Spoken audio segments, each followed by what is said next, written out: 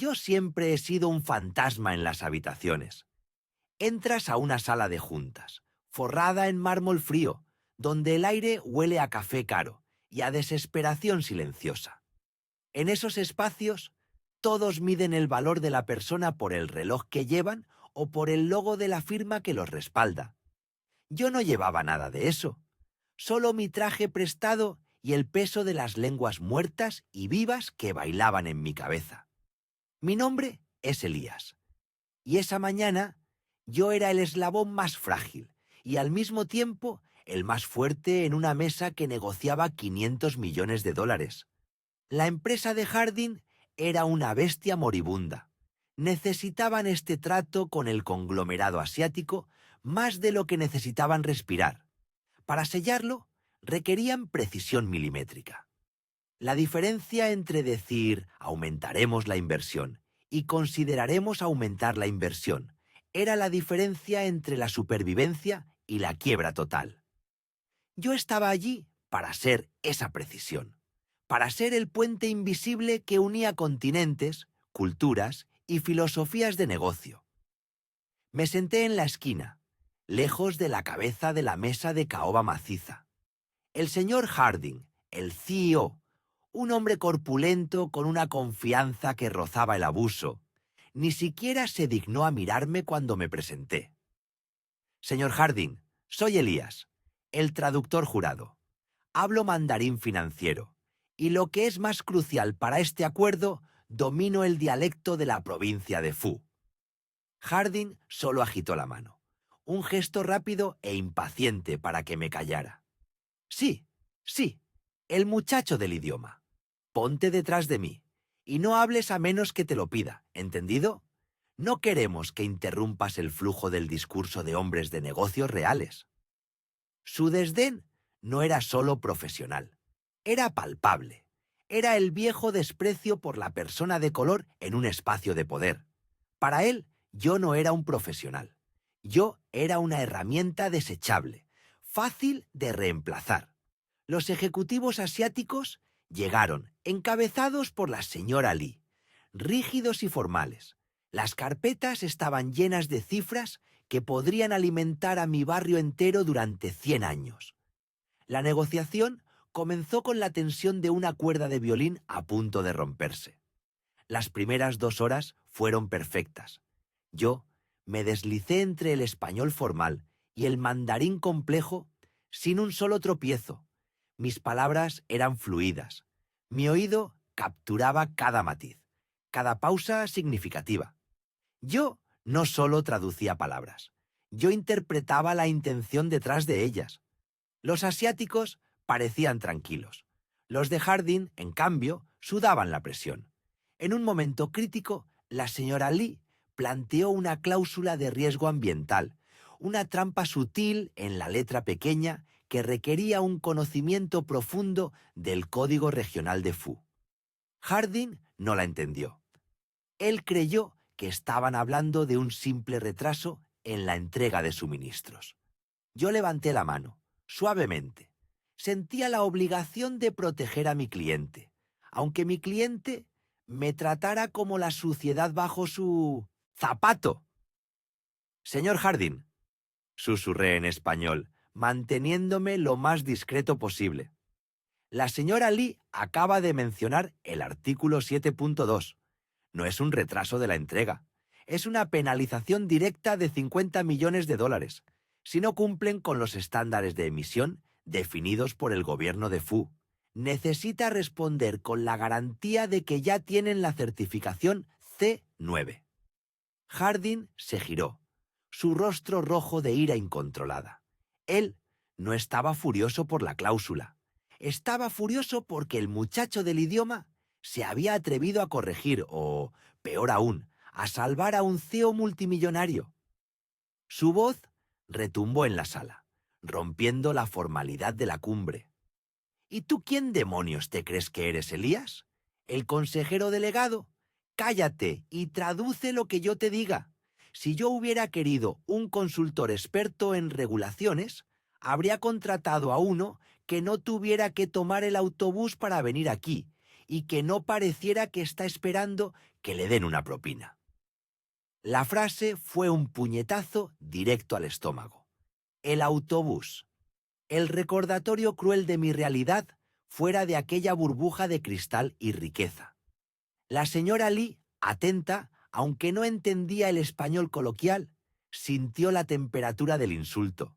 Entendió la jerarquía que Harding estaba imponiendo. Me quedé helado. Mi garganta se cerró por un segundo, no de miedo, sino de una rabia fría y antigua. Mis padres habían trabajado toda su vida para que yo llegara a tener un título, para que dominara 5 idiomas, para sentarme en esa misma silla y ser tratado como basura desechable.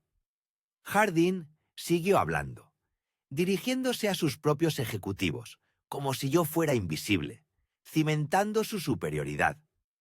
Estos traductores de medio pelo siempre quieren un aumento de sueldo o sentirse importantes. No te pagan para pensar, Elías. Te pagan para repetir como un loro. Ahora, ¿me vas a decir qué dijo la señora Lee o no? La humillación era completa. Yo sentí las miradas de los ejecutivos asiáticos. Ellos, a diferencia de Harding, no subestimaban el poder del idioma y el protocolo.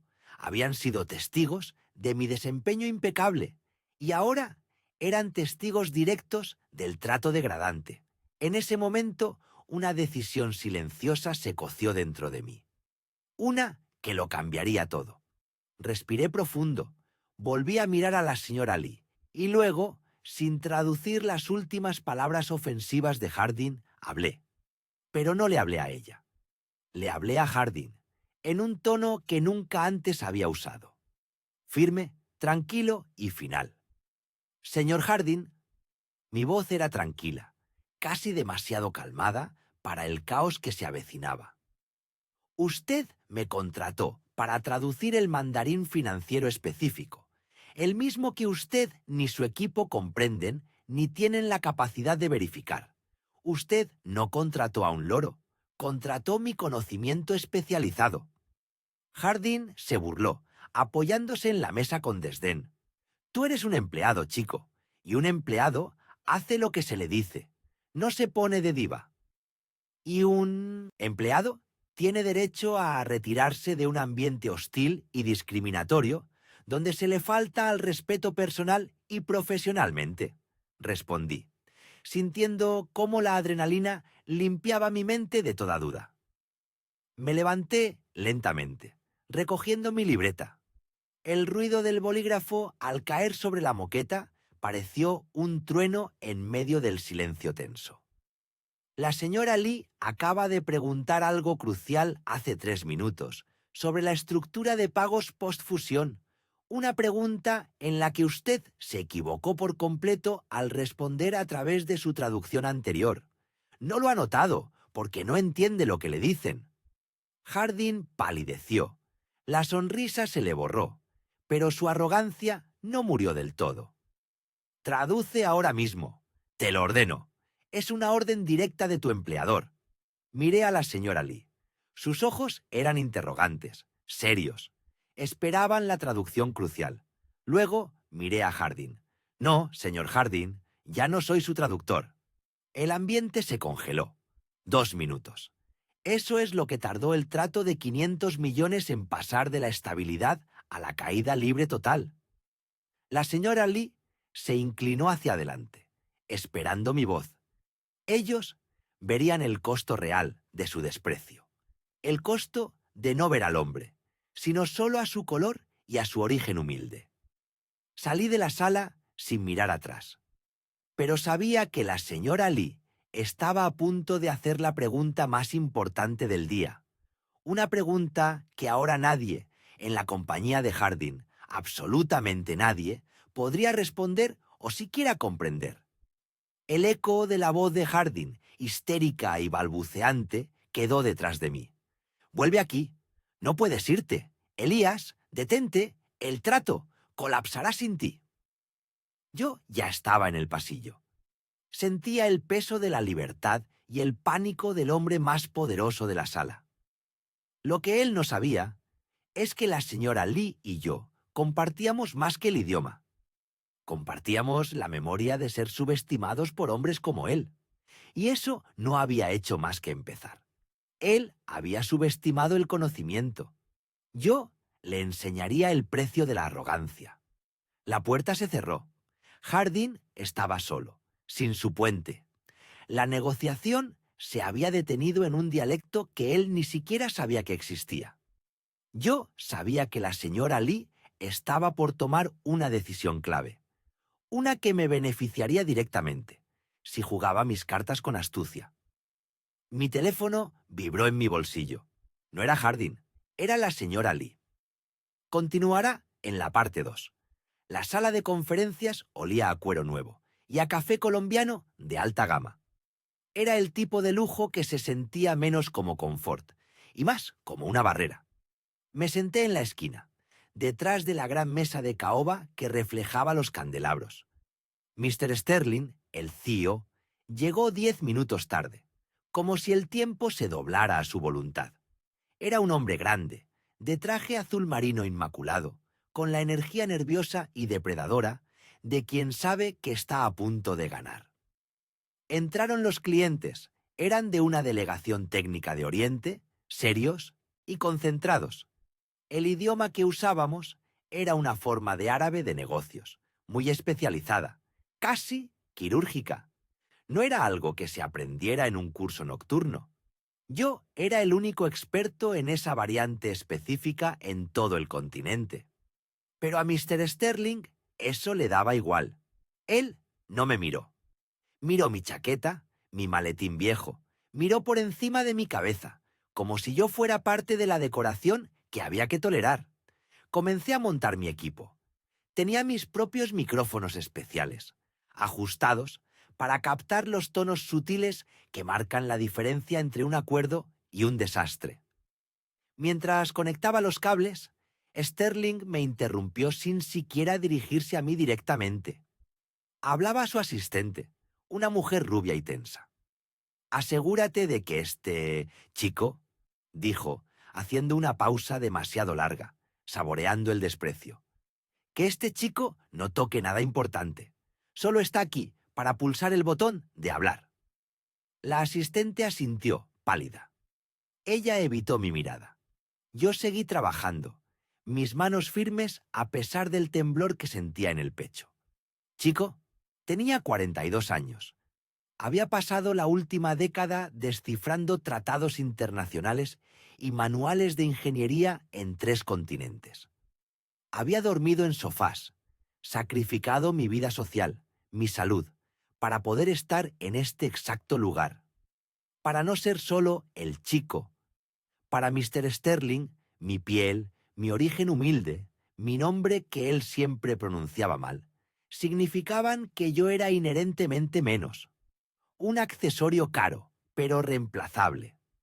Me recordó a aquel primer trabajo en la facultad, traduciendo documentos legales por migajas, mientras mis compañeros blancos discutían sus becas y sus viajes a Europa.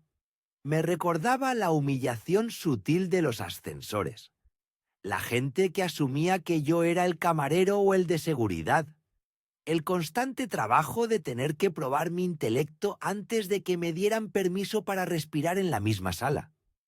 Apreté los labios.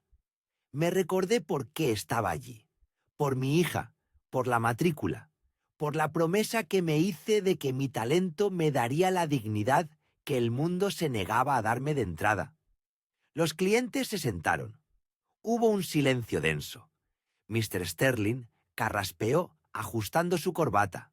«Bien, señores», dijo Sterling, sonriendo con una arrogancia que pretendía ser seguridad. «Estamos listos para comenzar esta sociedad de 500 millones». La delegación oriental hizo un breve saludo en su lengua materna. Era una fórmula de respeto formal, bastante compleja, que establecía la seriedad del evento. Sterling se echó hacia atrás, impaciente. Me hizo un gesto brusco con la mano. «Traduce, rápido. No perdamos el tiempo con florituras». Encendí el micrófono. Sentía el peso de todos los ojos sobre mí. El líder de la delegación comenzó a hablar. Su voz era tranquila, pero las palabras que elegía eran capas de significado. Estaba hablando de estructura de inversión, de cláusulas de responsabilidad y de la necesidad de una comprensión cultural profunda para que el trato funcionara. Mi mente entró en el modo automático. No estaba traduciendo palabras, estaba traduciendo intenciones, estaba cruzando un abismo lingüístico y legal, asegurando que el tono cortés del cliente no se interpretara como debilidad por Sterling. Traduje la primera sección. Fui impecable. Elegí las palabras en inglés que tenían el mismo peso legal y emocional que las originales en árabe. La respuesta de Sterling, sin embargo, fue un desastre. No escuchó. Estaba distraído, mirando su reloj, ya pensando en la cena de celebración. Dígales que estamos de acuerdo con sus términos iniciales, bla bla, pero quiero el pago de garantía en 48 horas, no en 72. Díselo, y asegúrate de que entiendan la urgencia. El tiempo es dinero. Yo sabía que esa frase, traducida literalmente en ese contexto cultural, sonaría agresiva, casi insultante. Podría torcer la delicadeza del protocolo que el cliente acababa de establecer. Hice una pequeña corrección mental, suavizando la traducción para preservar la relación. Traduje: el señor Sterling agradece su propuesta y subraya que, dada la magnitud de la inversión, una pronta confirmación del depósito de garantía en un plazo de 2 días sería un indicador muy positivo de la solidez de nuestra futura alianza. El cliente sonrió. No se rompió el hielo. Pero Sterling, que no entendía la sutileza ni del idioma ni de la cortesía, me interrumpió de nuevo. Me tocó el hombro con un dedo, un toque condescendiente que me hirvió la sangre. Oye, chico, te dije que fueras rápido. ¿Qué demonios ha sido todo ese rodeo? No te pago para que seas un poeta. Solo traduce lo que digo, no embellezcas. ¿Entiendes? El insulto fue dicho en inglés, fuerte y claro, para que toda la sala, incluidos los clientes, lo oyeran perfectamente. La delegación cliente me miró. Eran profesionales. Captaron la falta de respeto de inmediato. Captaron la dinámica de poder. El superior blanco regañando al traductor negro en público. El calor subió a mi rostro. No por vergüenza, sino por una indignación profunda y helada. Entendí entonces la verdad. Para Mr. Sterling, yo no tenía una habilidad única. Yo era una herramienta defectuosa que él necesitaba controlar. Me incliné sobre el micrófono. Los ojos de Sterling brillaban con advertencia. Me desafiaba a responder.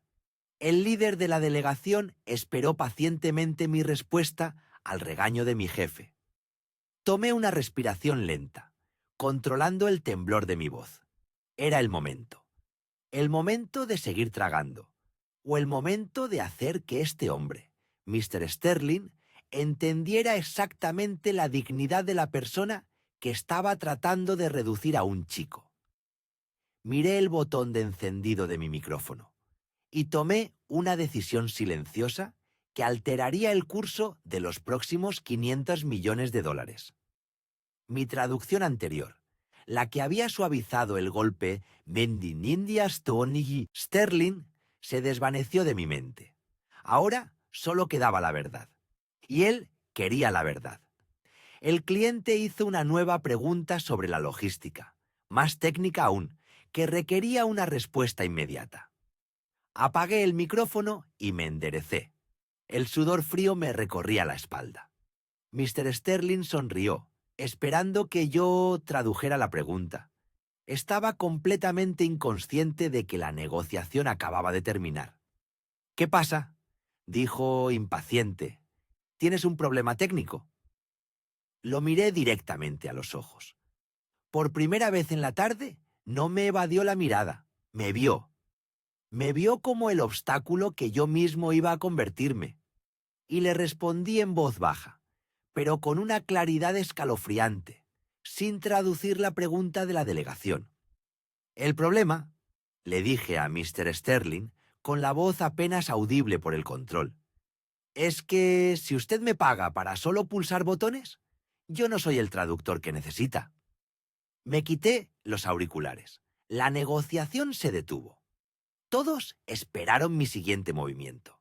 Y mi siguiente movimiento fue levantarme de la silla. La mesa de caoba parecía un campo de batalla. No de espadas, sino de silencios y miradas. El señor Harding, con su traje perfectamente cortado, seguía sin entender. Creía que la traducción era un simple intercambio de palabras. Él había pagado por la hora. Yo solo era un accesorio.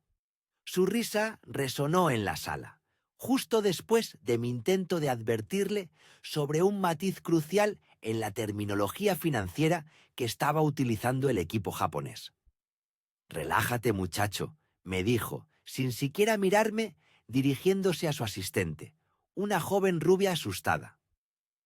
«No estamos aquí para dar clases de filología. Que traduzca lo que dije, punto». El desprecio era una navaja fría. No por mi habilidad, sino por mi presencia. Si hubiera sido blanco, o si mi nombre no sonara a tierra lejana, él habría escuchado la advertencia con respeto. Habría valorado mi experiencia. Pero yo era el traductor negro, el eslabón prescindible, el tipo que vino de abajo. Podía sentir las brasas ardiendo en mi pecho. Pero la profesionalidad me mantuvo clavado en mi silla. El delegado principal, el señor Tanaka, tomó la palabra de nuevo. Su tono era grave, calculador. Explicó un punto clave sobre las penalidades de la inversión en caso de incumplimiento de los plazos. Y aquí llegó el momento crítico. El señor Tanaka usó una frase, una sola construcción gramatical, un modismo complejo, que en el contexto legal japonés tenía un significado doble. Literalmente, significaba cortar los lazos.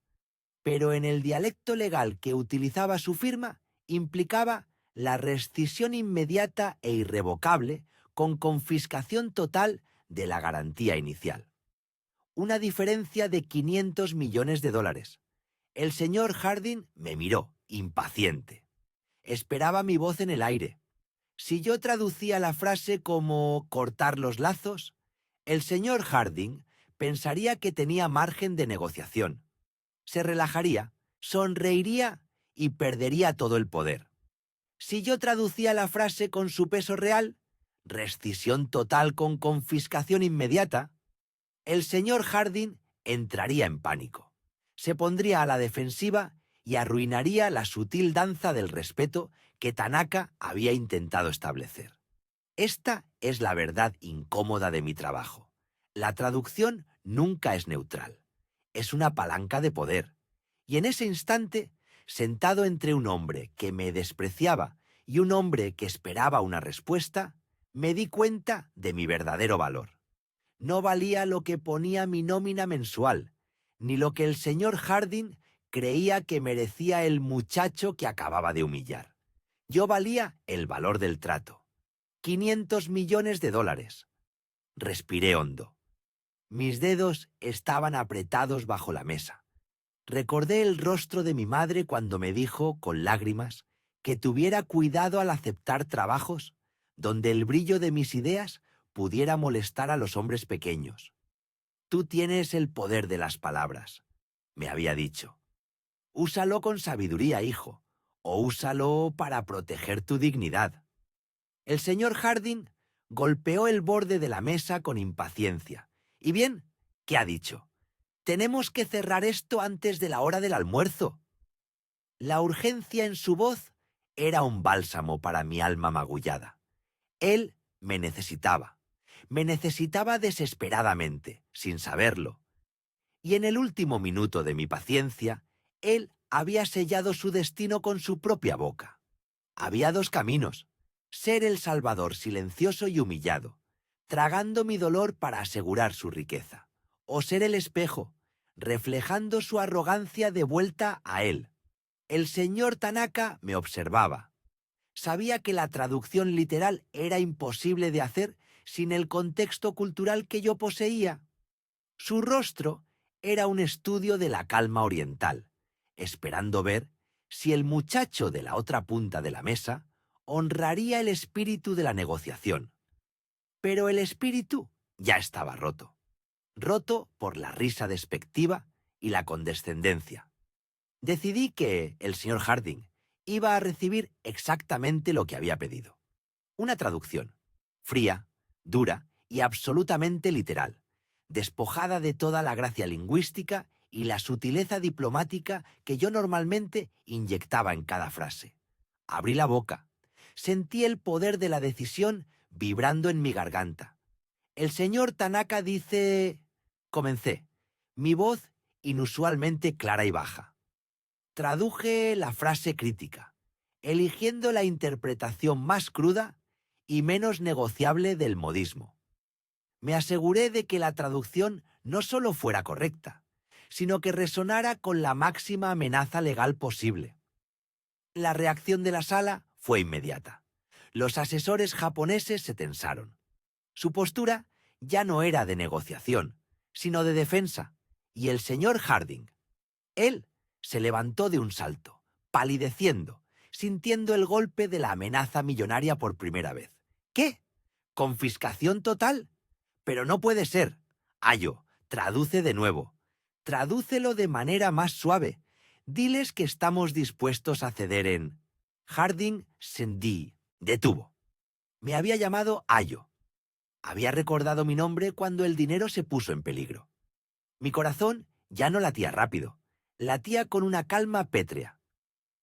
Lo siento, señor Harding, dije, mirando directamente a los ojos del hombre que había decidido que yo no merecía su respeto.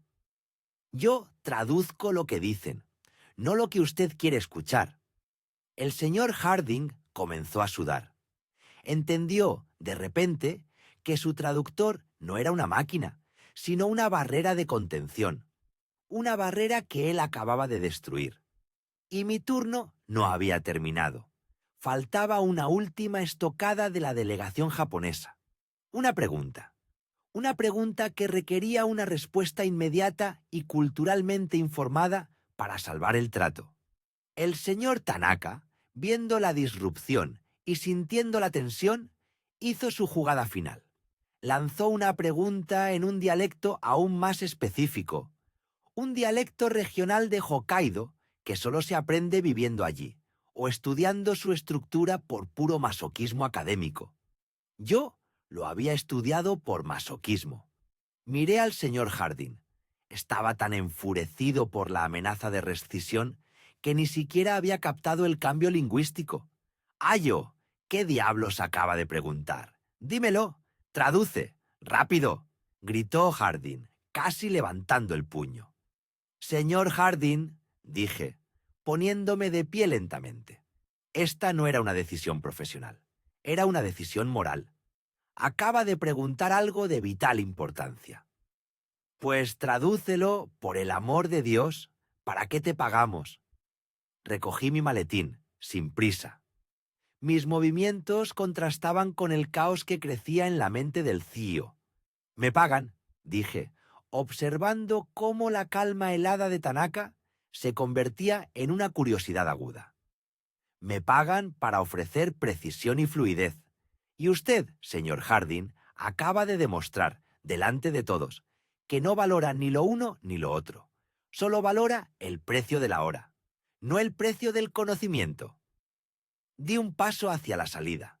Todos en la sala se quedaron inmóviles, excepto el señor Harding, que parecía a punto de explotar. «Si te vas, el trato colapsa. No sabes lo que estás haciendo. Vuelve a tu silla ahora mismo». Me detuve en el umbral de la enorme sala de conferencias, con la luz fría del pasillo iluminando solo mi espalda. «No, señor Harding, yo sé exactamente lo que estoy haciendo». El señor Harding no tenía idea de la complejidad de la pregunta que el señor Tanaka acababa de hacer, ni de que era la única llave para salvar los 500 millones, y yo era el único que poseía esa llave. Pero esa llave ya estaba en mi bolsillo, y yo me la llevaba conmigo. Dejé la habitación. El silencio que dejé atrás fue el sonido más caro que el señor Harding jamás había pagado. La negociación de 500 millones estaba en el aire, y yo había desaparecido. Pero el señor Tanaka no era tonto. Él me había visto partir. Y su reacción al verme marchar fue lo que hizo que el pánico del señor Harding pasara de la rabia al terror absoluto. Porque al ver mi espalda, el señor Tanaka se inclinó ligeramente, un gesto de respeto silencioso, y luego habló en japonés. Una frase que el señor Harding creía que yo iba a traducir desde el pasillo, pero no traduje. Ya no era mi problema. La frase era simple y devastadora. Sin el señor Ayo, esta reunión ha terminado. El colapso de 500 millones de dólares estaba a solo 2 minutos de distancia, y yo estaba tomando el ascensor. Pero mi camino hacia la libertad no había terminado. Tenía que prepararme, porque sabía que el señor Harding no se iba a quedar de brazos cruzados. Haría lo impensable para recuperar su poder. La reunión avanzó hacia la zona pantanosa, el terreno donde el acuerdo podía ganar o morir.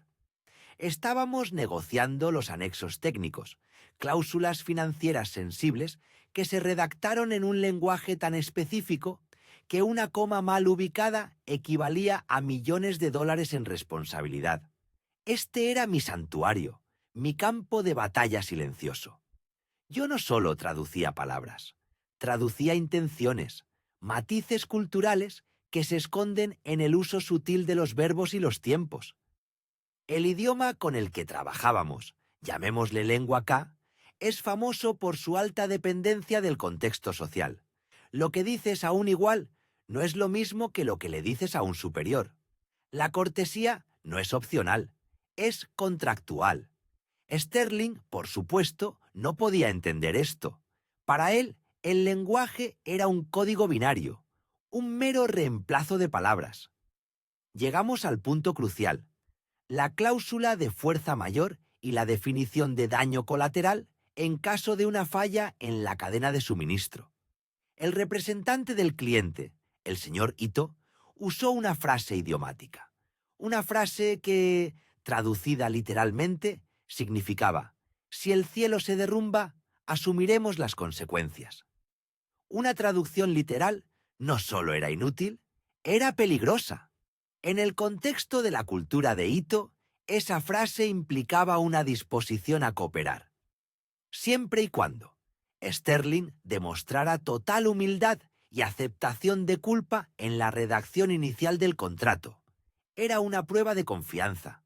Me incliné hacia Sterling, bajando la voz. Señor Sterling, la traducción literal no funcionará aquí. Necesitamos responder con una frase que muestre respeto por su estructura jerárquica y reconocer la posibilidad de fallo. Si lo traduce directamente como un proverbio, lo tomarán como sarcasmo. Sterling me miró por encima del borde de sus gafas, su rostro un mapa de impaciencia. Mira, Lázaro, seguía negándose a llamarme Elías. No pagué miles de dólares por tu capacidad para dudar. Solo dime lo que dijo. ¿Asumen la responsabilidad o no? Lo que dijo implica que la asumirán si mostramos reciprocidad y admitimos que la redacción es incompleta. No, solo dime la traducción literal. ¿Me oyes? Literal. Yo sé cómo negociar con esta gente. No necesito que me leas la mente. Eres el traductor, no el estratega. Me empujó lejos con un leve gesto de la mano, como si fuera una nube de humo molesta. Luego se dirigió directamente a su abogado, hablando en inglés, pero lo suficientemente alto para que todos lo escucharan. Estos muchachos con sus idiomas exóticos siempre intentan complicar las cosas para justificarse. Es un simple acuerdo de riesgo compartido. Diles que hemos visto peores contratos. Traduce eso, Lázaro. Sterling acababa de cometer el error más grave de la reunión. El cliente, el señor Ito, me miró fijamente, esperando la traducción de esa falta de respeto manifiesta. El silencio se hizo espeso. Era el tipo de silencio que precede a una tormenta, cuando las partículas de polvo se asientan y la presión atmosférica desciende bruscamente. Podía sentir el calor subiendo por mi cuello. Esta no era la primera vez que Sterling me degradaba, pero hacerlo justo en el pináculo de la negociación, justo cuando mi experiencia era más vital que su arrogancia, era la gota que colmaba mi dignidad. Recordé a mi padre, trabajando dobles turnos en la fundición, para que yo pudiera comprar libros en lengua K, un idioma que él mismo no podía pronunciar, pero que sabía que sería mi llave. «Nunca dejes que te digan que lo que haces es simple, Elías», me había dicho. «Si fuera simple, cualquiera lo haría». Sterling se recostó en su silla, cruzando los brazos, confiado en que yo iba a obedecer, confiado en que el hambre de mi familia pesaría más que mi rabia. La frase que Sterling me había exigido traducir: «Diles que hemos visto peores contratos», era una afrenta directa a la seriedad de los negociadores. Era un insulto que implicaba que su trabajo era amateur.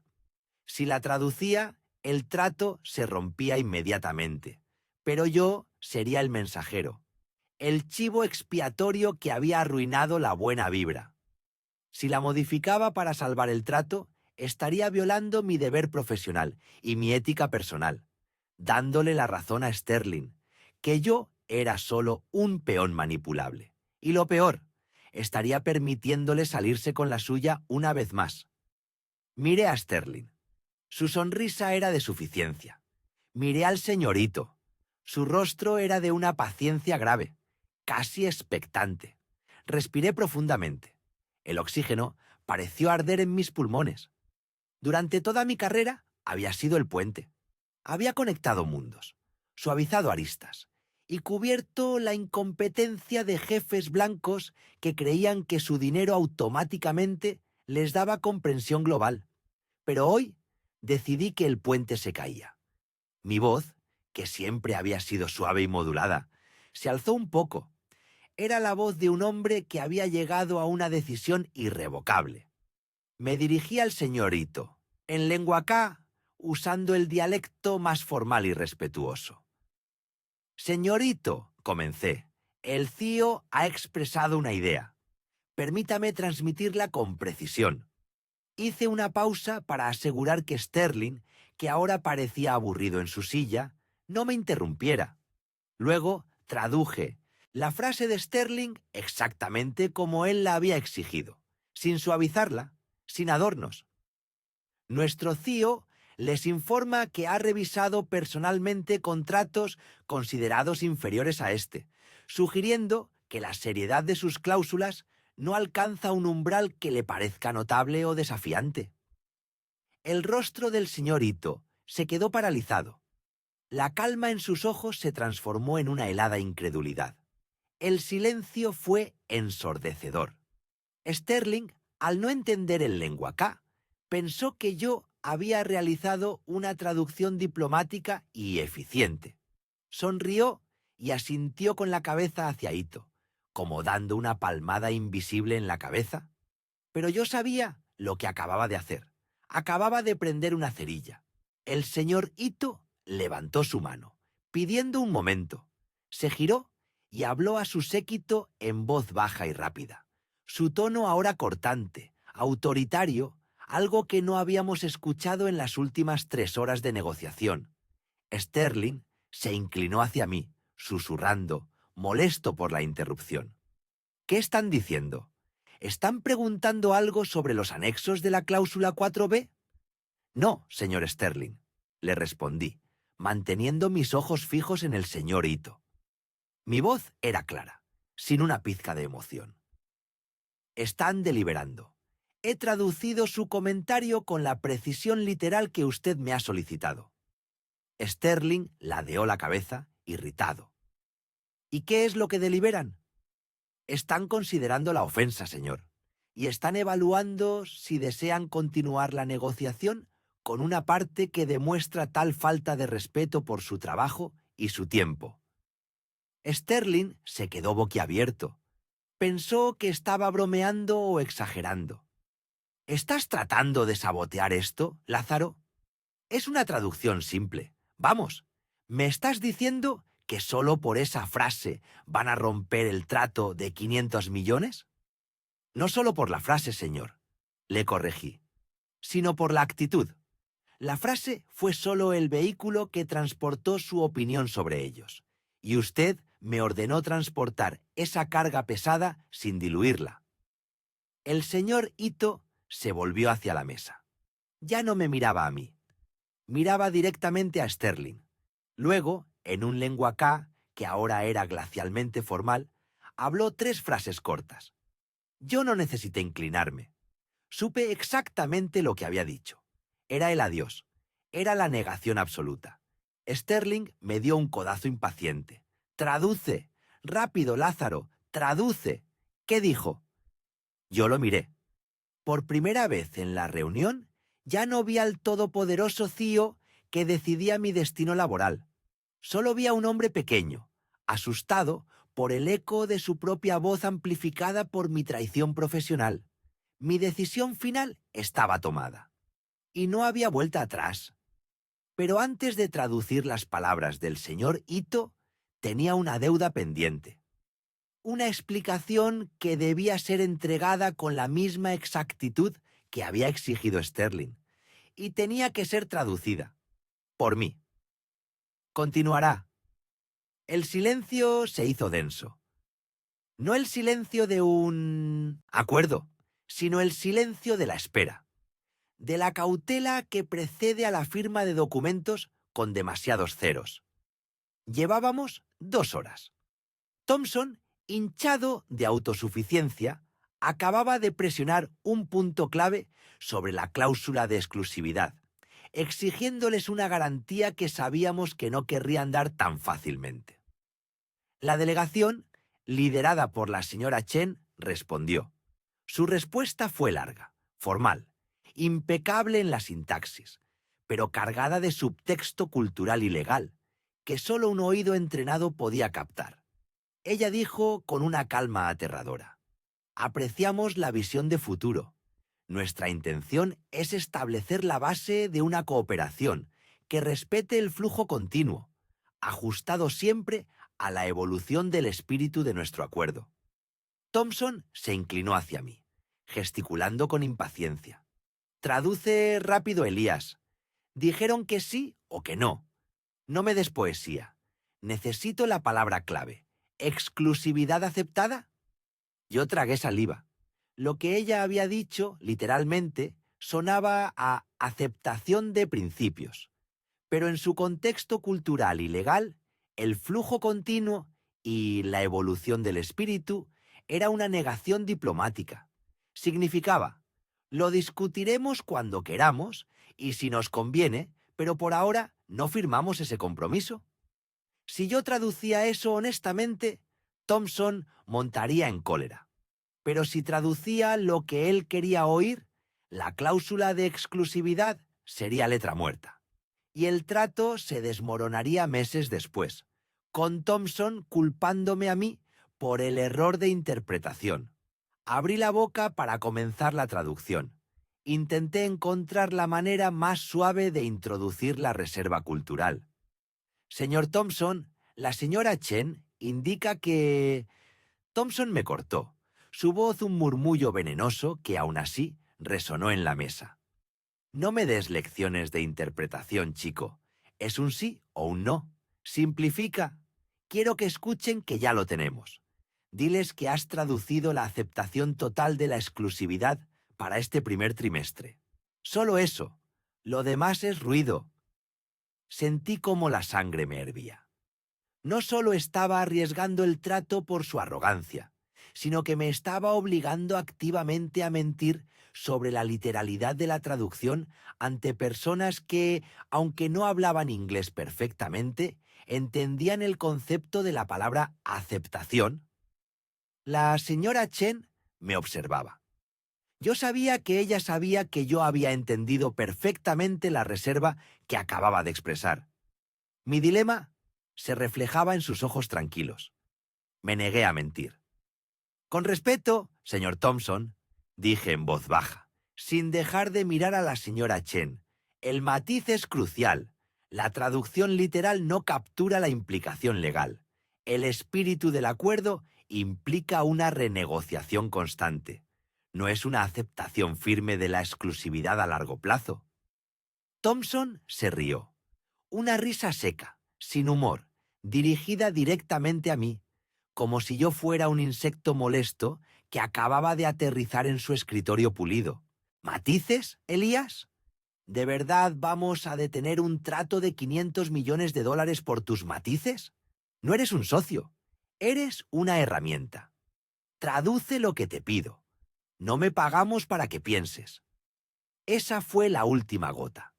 No eras un socio, eras una herramienta. No te pagamos para que pienses. Recordé la humillación de la cafetería, la condescendencia constante, el desprecio por mi educación y mi dominio lingüístico. Todo se condensó en un solo punto hirviente. Miré a la señora Chen, que aún esperaba. Ella inclinó la cabeza, como si me diera permiso silencioso para mi siguiente movimiento. Tomé una respiración profunda. Mi voz, cuando la usé, fue clara y firme, sin el temblor que sentía en el pecho. Primero, traduje directamente a la delegación lo que Thompson acababa de decir, palabra por palabra, sin censura ni suavizado. Traduje el desprecio. El CEO Thompson insiste en que su respuesta se interprete como una aceptación total de la cláusula de exclusividad para el primer trimestre. Él considera que el resto de sus comentarios son ruido y ha declarado que yo soy una herramienta y no tengo permiso para pensar sobre los matices legales de su idioma. Un silencio espantoso cayó sobre la mesa. La señora Chen levantó una ceja. Thompson, que solo había entendido que yo había traducido algo que lo hacía sonar triunfalista, asintió con soberbia. Bien, ¿lo tienen claro? Ahora a la siguiente cláusula, ordenó Thompson, sin darse cuenta de que acababa de pisotear diplomáticamente el acuerdo con mis propias palabras, forzadas por su ego. Pero no hubo siguiente cláusula. Me levanté lentamente de mi silla. El leve raspado de la madera contra el mármol fue el sonido más fuerte en la sala. Thompson me miró, molesto. Siéntate, Elías. Aún no te he despedido. Mi mano se posó suavemente sobre la grabadora que llevaba en el bolsillo interno de mi chaqueta, un hábito que había adquirido después de años en este negocio, sabiendo que la palabra de un traductor casi siempre se pone en duda si algo sale mal. Mi corazón latía con la promesa de la libertad. Me dirigí a la delegación de la señora Chen y luego a Thompson, en un tono que no dejaba lugar a dudas. Usé el inglés para que Thompson entendiera cada palabra. Señor Thompson, mi papel como traductor no es meramente repetir sonidos. Mi rol es asegurar la integridad del entendimiento cultural y contractual. Usted ha denigrado mi experiencia y ha socavado intencionalmente la precisión de la comunicación en esta mesa. Hice una pausa. La señora Chen me observaba con una intensidad profesional. Thompson, por fin, comenzaba a darse cuenta de que algo estaba terriblemente mal. ¿Qué diablos estás haciendo, Elías? Siéntate, ahora mismo. Mi ética profesional me impide continuar sirviendo a una entidad que me obliga a comprometer la verdad lingüística esencial para un trato de esta magnitud. Continué, manteniendo mi mirada firme. Por lo tanto, anuncio mi renuncia inmediata a este servicio. Los ojos de Thompson se abrieron en shock. Se levantó a medias, su cara roja de furia incontrolable. «Estás despedido. Fuera de esta sala, ahora. No puedes hacer esto». Me dirigí de nuevo a la señora Chen, cambiando al idioma extranjero, usando un nivel de formalidad y cortesía que Thompson ni siquiera sabía que existía. Le expliqué que el trato corría peligro inminente debido a la falta de respeto de mi superior por los matices. Le aseguré que la integridad del compromiso de mi parte había terminado. Lamento profundamente la interrupción, señora Chen, dije, inclinando ligeramente la cabeza, pero la traducción que el CEO Thompson requiere ahora mismo, en este punto crítico, es una mentira deliberada que arruinará sus intereses comerciales en el futuro. No puedo participar. Me di la vuelta, sin esperar una respuesta, sin mirar a Thompson. Caminé hacia la puerta, sintiendo en mi espalda el peso del silencio, el peso de la furia contenida de un hombre que creía que podía comprar el mundo. Thompson gritó mi nombre. El caos había comenzado, pero el acuerdo no estaba colapsando por mis acciones, sino por la arrogancia de un hombre que pensó que podía reemplazar 500 millones de dólares de delicadeza lingüística con 500 dólares de desprecio racista. Y mientras la puerta se cerraba detrás de mí, la señora Chen, por primera vez, habló en inglés, dirigiéndose directamente a Thompson con una voz igualmente firme y helada. Su primera pregunta, que se filtró antes de que el pesado panel de madera amortiguara el sonido, fue demoledora. Si ni siquiera es capaz de respetar al único intérprete que posee la llave de nuestra comunicación, señor Thompson, dijo ella, dígame, ¿por qué deberíamos respetar la tinta de su contrato? La respuesta de Thompson, un sonido gutural e incomprensible, quedó ahogado por el silencio del pasillo. El trato de 500 millones acababa de morir, y yo, por fin, me sentía libre. Pero la venganza era más compleja que una simple renuncia. Necesitaba salir del edificio, sabiendo que Thompson iría tras de mí, intentando recuperar el control, intentando culparme ante el mundo. Tenía que desaparecer antes de que el pánico lo hiciera reaccionar. Y sabía exactamente dónde buscar refugio. Y más importante, a quién contactar para sellar el final de esta farsa. El verdadero juego de poder estaba a punto de empezar. El señor Sterling sonrió. Triunfante.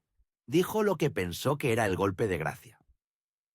Dile a la gente de Kaizen que nuestra oferta se mantendrá, pero que el margen es estricto, y si tienen problemas de comunicación, quizás deberían invertir en software, no en mano de obra barata. ¿Entendiste, muchacho? Él ni siquiera me miró. Le habló a la mesa. Era la última humillación. Yo no me moví. El aire se hizo espeso. Mis ojos ya no veían la sala, el mármol o los 100 millones de dólares flotando. Solo veía el reflejo de mi madre en aquel espejo hace 20 años, diciéndome que la dignidad era el único tesoro que nadie podía quitarme. El grupo Kaizen, al otro lado de la mesa, esperó mi voz. Eran hombres de negocios severos y extremadamente formales. Respetaban la jerarquía, el protocolo y, sobre todo, la precisión lingüística. Pero el silencio se extendió. 1 segundo, 2 segundos, 5. El señor Sterling tamborileó los dedos en la mesa, irritado. Traduce, siseó, sin mover la cabeza. Ahora. Bajé mi bolígrafo y lo deposité suavemente junto a mi libreta de notas. El pequeño clic del metal contra la madera resonó como un disparo en la sala. Lo miré fijamente, sin rabia, solo con una profunda y terminal calma. Le hablé directamente al señor Sterling, no en el idioma del grupo Kaizen, sino en el inglés brutalmente claro que habíamos usado todo el día. Señor Sterling, comencé, y mi voz era plana, sin modulación. Mi servicio de traducción ha sido terminado. El rostro del CEO se congeló. ¿Qué dijiste?, preguntó, con una risa nerviosa y forzada. No me hagas perder el tiempo, el trato está en la línea de meta. Traduce y toma el bono extra. $100.000, ¿te parece bien? 100.000 por 10 minutos más. No se trata de dinero, señor Sterling, repliqué. Se trata de la función. Usted ha dejado claro repetidamente, no solo con sus palabras, sino con su tono y su trato general desde que entré a este edificio, que considera este servicio y a la persona que lo proporciona como una mano de obra barata, un mero reemplazo de software. Se inclinó sobre la mesa, su rostro volviéndose púrpura. Me importa una mierda lo que pienses. Traduce la maldita cláusula. Entonces me dirigí al grupo Kaizen. Usé el dialecto técnico específico que habíamos estado puliendo durante meses.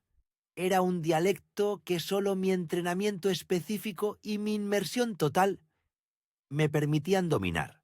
El dialecto que ningún software, ni siquiera el más avanzado, podía replicar. Les hablé directamente, con la cortesía y el respeto que el señor Sterling había ignorado. «Caballeros del grupo Kaizen», dije, mientras el señor Sterling comenzaba a jadear de furia. «Debo informarles que la empresa GMS ha fallado en el requisito más fundamental para establecer una asociación duradera, el respeto por el puente de comunicación». Hice una pausa. Los ejecutivos japoneses se miraron, sus rostros impasibles, pero sus ojos registraron el pánico en la cara de Sterling. «El señor Sterling», continué, «ha degradado mi papel como su traductor oficial en esta negociación crítica. Me ha despedido de forma implícita y pública, considerándome un gasto innecesario y prescindible. Para él, soy un error logístico en lugar de un facilitador esencial». El silencio se instaló de nuevo, pero esta vez fue un silencio cargado, venenoso. Como saben, mi presencia no era solo para la fluidez, sino para la precisión técnica del jargon Z9 que hemos estado discutiendo. Sin esta precisión, la oferta de $500 millones es simplemente una serie de malentendidos potencialmente desastrosos. El señor Tanaka, el líder del equipo Kaizen, deslizó su libreta sobre la mesa. Su movimiento fue lento, pero definitivo. Su mirada ya no estaba en Sterling, sino en mí. Era una mirada de evaluación, de comprensión. Me levanté de mi silla. El señor Sterling finalmente se levantó, casi gritando. «¿Te sientas? ¿Te sientas ahora? O te demando por incumplimiento de contrato. Arruinarás mi negocio, muchacho». «No, señor Sterling», dije, tomando mi maletín. «Usted arruinó su negocio en el momento en que decidió que mi valor como profesional era directamente proporcional al color de mi piel o a su percepción de mi clase social. Usted rompió el contrato de respeto mucho antes de que yo pusiera un pie en esta sala». Me volví hacia el grupo Kaizen. Hice una reverencia formal y profunda, la que había aprendido a la perfección. Lamento sinceramente que su tiempo haya sido malgastado por la falta de previsión y la arrogancia de mi antiguo empleador. Les deseo un viaje seguro a casa. Y con eso me dirigí a la puerta. Escuché el sonido del caos detrás de mí. El señor Sterling gritaba mi nombre, usando ahora un lenguaje vulgar que rompía todo el protocolo. Escuché el sonido de sillas siendo empujadas, y lo que era más importante, la voz alta y clara del señor Tanaka, hablando con su equipo en su lengua natal, dando órdenes. Órdenes que no necesitaba traducir para entender. Órdenes de recoger y marcharse. La negociación de $500 millones había colapsado, no por la economía o la logística, sino por la falta de respeto de un solo hombre. Abrí la puerta. Mi cuerpo temblaba, pero mi paso era firme. Salí de la sala, dejando atrás el rugido de la furia de Sterling y el silencio mortalmente eficiente de los ejecutivos japoneses empacando. Crucé el pasillo de mármol. Mi mente corría a 1000 por hora. Había cumplido mi palabra. Había puesto la dignidad por encima de la oportunidad. Pero el camino de regreso al ascensor era largo. ¿Cuánto tardaría el señor Sterling en darse cuenta de que no podía dejarme ir así? ¿Qué clase de represalias intentaría tomar contra un muchacho que acababa de costarle toda la fortuna de su empresa? No lo sabía, pero al doblar la esquina vi la figura familiar de la guardia de seguridad, la misma que me había parado esa mañana acercándose al ascensor, y a su lado la recepcionista.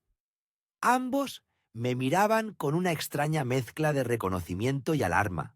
La justicia era dulce, pero la caída del rey siempre viene con un precio que la gente pequeña debe pagar.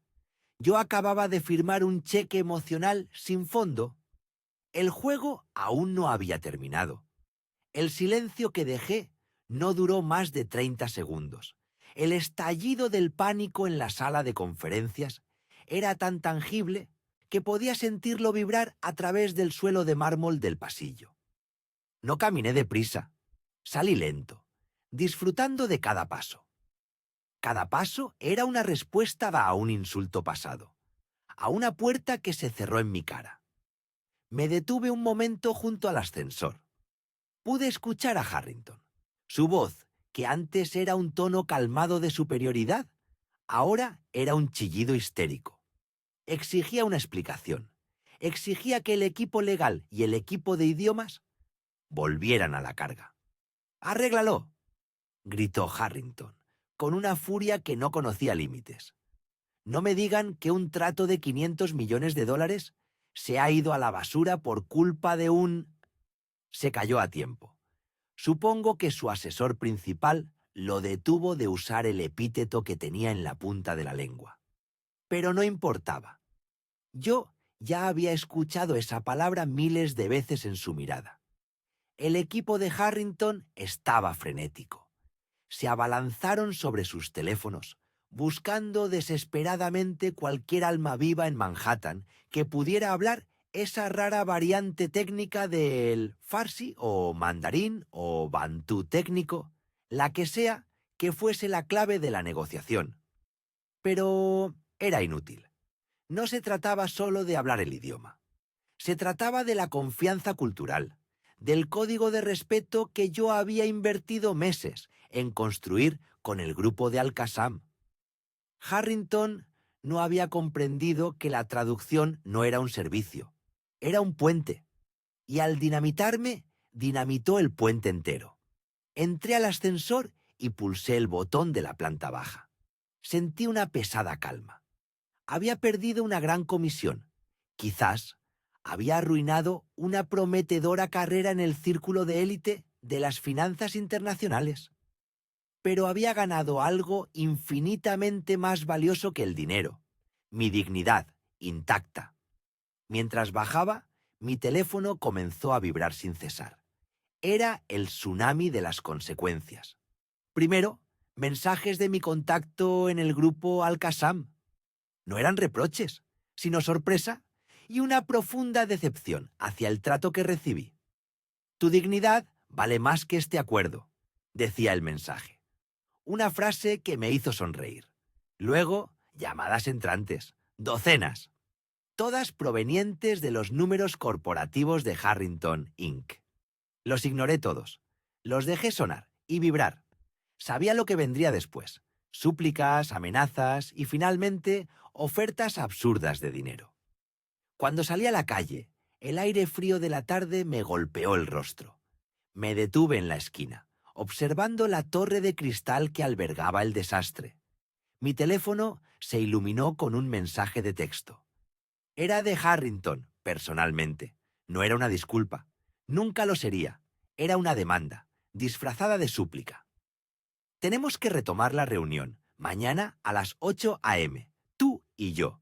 Ofrezco 5 veces tu tarifa, 10 veces, 10 veces, $500.000 solo por volver.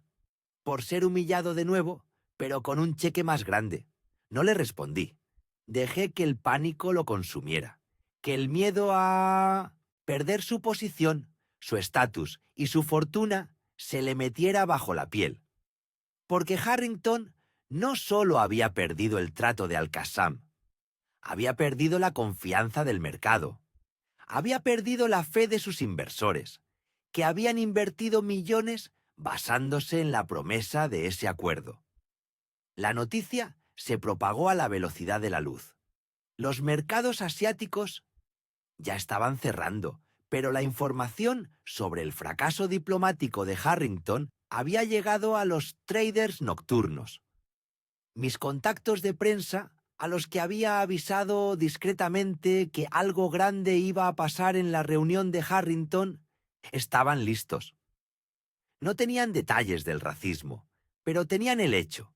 El trato millonario, vital para la compañía, se había evaporado. Mi teléfono sonó de nuevo. Esta vez una llamada. Lo reconocí al instante. Era el jefe de estrategia de Al-Qassam, el señor Rashid. Dudé. ¿Contesto? ¿Dejo que la historia se cueza un poco más? Tomé la llamada. Leo, mi amigo. Su voz era grave y formal, pero con un matiz de respeto genuino que nunca escuché de Harrington. Hemos sido informados de lo sucedido. Lamento profundamente la falta de respeto que has sufrido. Esperé. Sabía que vendría la pregunta. Estamos volando de regreso esta noche, continuó Rashid. Pero, ¿existe alguna posibilidad? Si tú regresas, si meditas la situación, ¿podríamos considerar una segunda oportunidad? Era la puerta abierta que confirmaba mi poder. Ellos no querían el trato con Harrington, me querían a mí. Señor Rashid, le dije, mi voz tranquila. El trato no era el problema es quien estaba sentado en la cabecera de la mesa. Hubo una pausa larga. Rashid entendió. Lo comprendo, Leo. Su tono se suavizó. Entonces, déjame hacerte otra pregunta, totalmente separada de este desastre. Adelante. Harrington y su empresa han demostrado no tener la visión para un futuro global y respetuoso. Pero nosotros sí. ¿Estarías interesado en un puesto como nuestro director global de comunicaciones estratégicas? Con base en Dubái. Sueldo anual de 7 cifras. Y total respeto por tu experiencia. Mi corazón dio un vuelco. No solo había recuperado mi dignidad, sino que se me abría una puerta que Harrington ni siquiera merecía barrer. Pero Harrington no había pagado el precio completo aún. Señor Rashid, dije, mirando la torre, aprecio inmensamente su oferta, pero antes de aceptar un nuevo cargo, tengo un último negocio que resolver en Nueva York. Un cabo suelto que requiere mi atención personal e inmediata. Necesitaba ver cómo Harrington se hundía. Necesitaba que él entendiera, sin mediadores, el valor de la persona que despreció. Comprendido, Leo. Tómate tu tiempo. La oferta estará esperando. Pero el tiempo de Harrington se está acabando. Colgué. El pánico corporativo de Harrington era un espectáculo que no me iba a perder. La humillación del trato cancelado era solo el principio de su caída. Faltaba la parte más dulce de la justicia poética, la revelación pública de su falta de ética. Aún me quedaba una última jugada. Una que no solo lo dejaría sin su acuerdo, sino que le quitaría aquello que valoraba más que el dinero, su reputación intachable. Busqué el número de mi abogado. Era hora de pasar de la defensa al ataque. La arrogancia se derritió del rostro de Sterling como cera caliente. Me miró fijamente. Sus ojos, antes llenos de superioridad, ahora solo contenían pánico bruto. «¡Espera, espera! ¡No puedes hacer esto!», jadeó, su voz un silbido desesperado. «Estás exagerando. Te doy un aumento. Te doy lo que quieras. Es la empresa, Mateo. Son $500 millones. Yo no parpadeé. Me sentí completamente tranquilo, envuelto en una dignidad helada.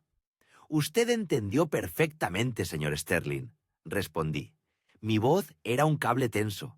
Usted me despidió. Yo acepté su decisión. Y como le dije, al irme, me llevo el acuerdo con nosotros. Los ojos del señor Chukov, el cliente principal, ya no estaban en mí. Estaban fijos en Sterling, Estaban evaluando la debilidad, la falta de control, la pobreza de carácter. Sterling intentó una última jugada. Se giró hacia Zhukov, gesticulando frenéticamente y sudando bajo las luces.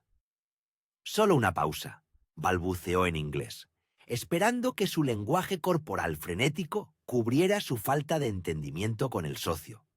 Es un problema interno tonto. Podemos traer a otro traductor en 1 hora. Uno, un poco más. Cooperativo. Zhukov no necesitó traducción. Su rostro lo dijo todo.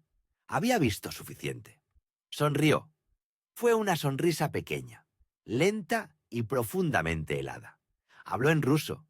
Eran frases cortas, martillos sobre hielo que destrozaban el cristal de la fantasía de Sterling. Era mi trabajo final, el último servicio que prestaría a ese hombre. Traduje cada palabra, sin emoción, mirando fijamente a Sterling mientras su mundo se desmoronaba.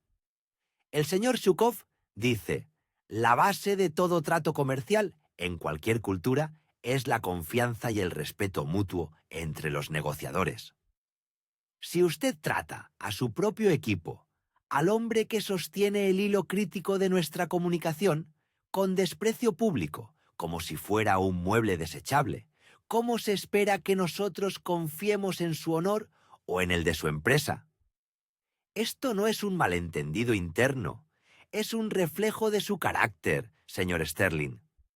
El señor Mateo ha demostrado una rectitud profesional admirable al no permitir que su labor sea humillada. Usted ha demostrado falta de honor. El señor Zhukov considera esto un riesgo operativo insuperable. Hice una pausa. La sala se había vuelto un pozo negro de silencio. Por lo tanto, dice el señor Zhukov, la reunión ha terminado. El trato de 500 millones ha terminado. Buscaremos socios que valoren las capacidades de sus empleados por encima de sus prejuicios personales. El sonido de esas palabras resonó en la sala. Eran la sentencia de muerte financiera de Sterling. El rostro del CEO se hundió. La negación se convirtió en shock, luego en un terror absoluto. Quiso hablar, pero no encontró voz. Zhukov y su equipo comenzaron a recoger sus carpetas con movimientos precisos, fríos y sin ninguna prisa. No eran hombres que volvieran a negociar lo que consideraban una ofensa moral. Me di la vuelta, recogí mi maletín, la misma bolsa de piel desgastada que Sterling había mirado con tanto desdén unas horas antes. Me detuve en el umbral, saboreando el aire limpio del pasillo. Escuché la voz quebrada de Sterling a mis espaldas, un lamento patético, no de arrepentimiento, sino de miedo al vacío. Mateo, por favor, piensa en la empresa. Puedo hacer que esto desaparezca. Te triplico el sueldo. Te hago director de algo, lo que quieras. Girando solo la cabeza, le di mi última traducción personal. El sueldo no compra el respeto, señor Sterling, y la humildad no se negocia en el último minuto. Yo he ganado mi dignidad. Usted acaba de perder 500 millones por su incapacidad de reconocer el valor cuando lo tenía frente a usted. Ese es el costo exacto de subestimar al hombre que tiene el idioma. Salí. La puerta se cerró detrás de mí con el clic final de una sentencia. A las pocas horas, la noticia ya corría por los corredores financieros como un incendio. El acuerdo crítico se había desmoronado, no por problemas de precio o logística, sino por un colapso de confianza total.